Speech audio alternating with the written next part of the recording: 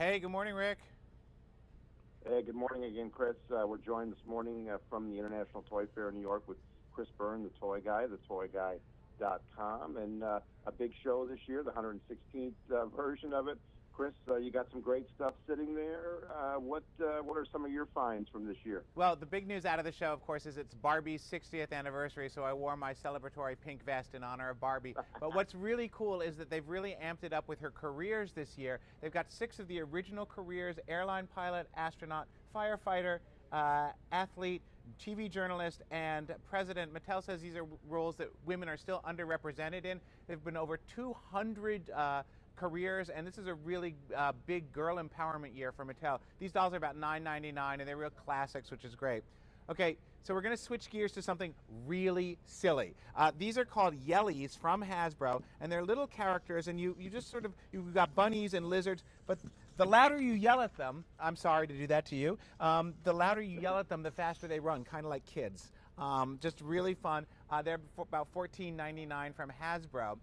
And then speaking of dolls, because one of the big trends this year is the integration of tech and classic play. This is Snapstar from Yulu. They're beautiful dolls. They've got 15 points of articulation, but here's what's neat about them. You actually put them against a green screen, turn on the app, and you can actually create green screen pictures of the dolls, which you can share. This is a great value. They're available at Walmart right now for about $14.99. Yeah, that's great. Anything with photography and that type of thing kids love. Chris, maybe no industry has kind of felt the change more when it comes to online shopping versus in-store retail shopping than the toy industry. How has that changed customers' patterns, and how has that changed what's available for purchase? Well, online, of course, you can have lots more than you see in stores. I think what's changing is people, when they know what they want, they're going online. When they're going to stores, they're looking for more of an experience. So they want to be able to touch things and play with them and fiddle with them. Things like even something as simple as a basic ball, like this drop dot from Kess. It's got little nubbies on it. You can't really see that online. You have to play with it and have a good time with it. That's about $5.99 to $8.99. So it's really a balance between going online when you know what you want and then shopping in a store and having an experience. Yeah, we always see comic book heroes, superheroes being hot.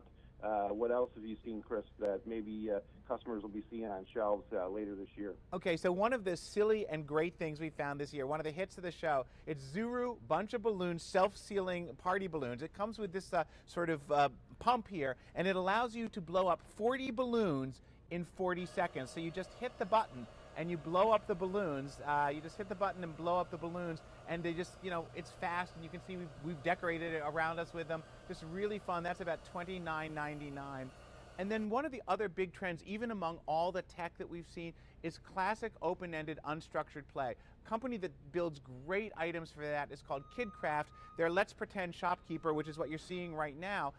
This allows kids to create their own kind of market, play, replicate what they see around them in the world. So that's really great. It's really all about open-ended creative play. That's about $69.99 when it comes out this summer.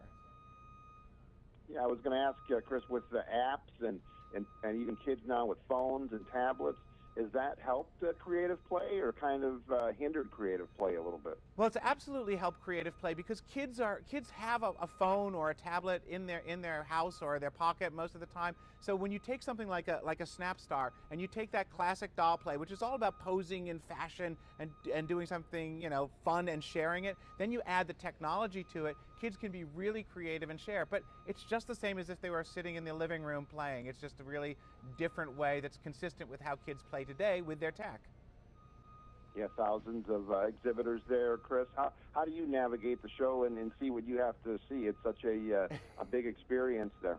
Well, my secret is I've been looking at some of these things since last August, and then I go to Asia and do other things, go see other shows. So I sort of get a jump start on it because there's over almost 1,700 exhibitors here, 30,000 people, 477,000 square feet of space. It's just insane.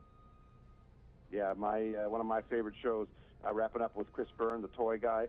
And Chris, Star Wars have a presence again this year? It does, and what's really great is that the new movie is coming out. I heard last night that it's just wrapped. They don't have a title yet. They've got some really cool stuff over at Hasbro, including innovation in the what do you call those things? Lightsabers. Lightsabers that's really impressive. Excellent, excellent.